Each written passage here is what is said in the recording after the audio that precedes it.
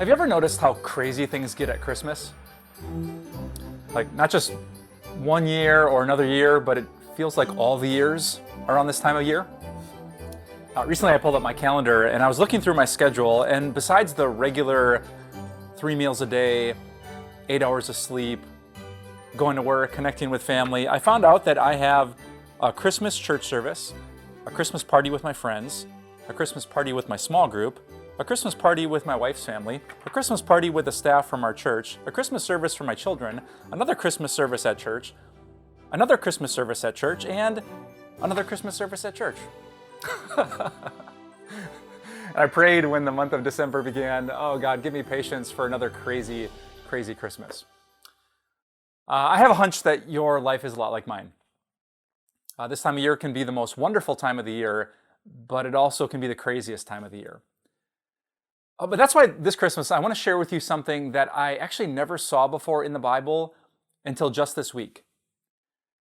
I was reading that classic chapter about the birth of Jesus, Luke chapter 2, and what struck me this year was that when Luke recorded the original Christmas, he focused more on the crazy than he did on the baby.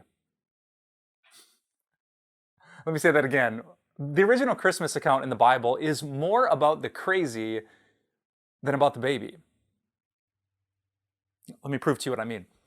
In Luke chapter 2, we start with these familiar words. In those days, Caesar Augustus issued a decree that a census should be taken of the entire Roman world. This was the first census that took place while Quirinius was governor of Syria, and everyone went to their own town to register. Familiar with those classic words? So, Luke 2, great Christmas story, but no baby. Just a very powerful man in Rome who decides he wants a census of his entire empire so he can count the people and control the people and tax the people. There are local governors like Quirinius making sure the people have to comply. And here's this little word. Everyone went to their own town to register. Do you know who everyone included? A poor couple you might have heard of named Mary and Joseph. Can you just imagine for a second how crazy the news must have been when Mary and Joseph heard that they were going to have to travel down to Bethlehem? I mean, they were poor fiancés.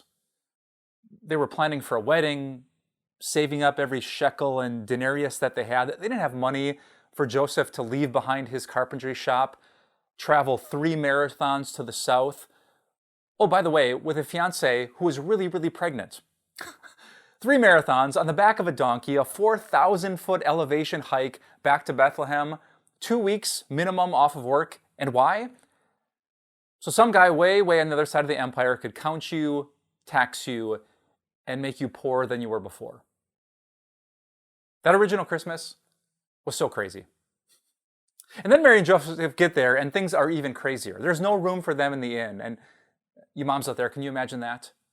Like, contractions coming, Mary's panicking, the pain is overwhelming, poor Joseph. I just wish I could see the look on his face.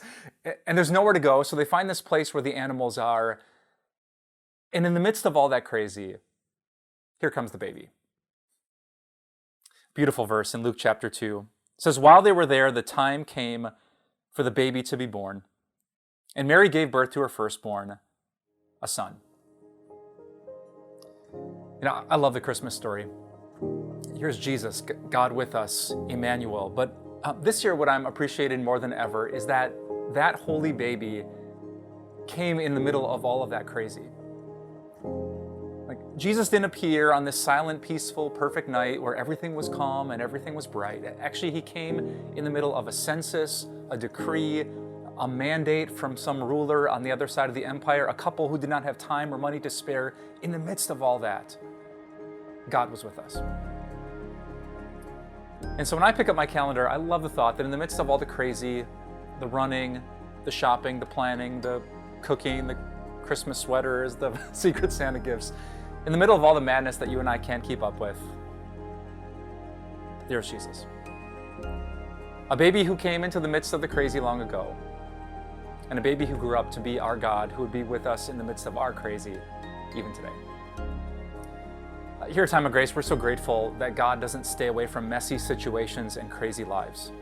He is God right here with us. And whether this Christmas is the craziest you've ever had or the crazy hardest that you've ever had, I want you to know this.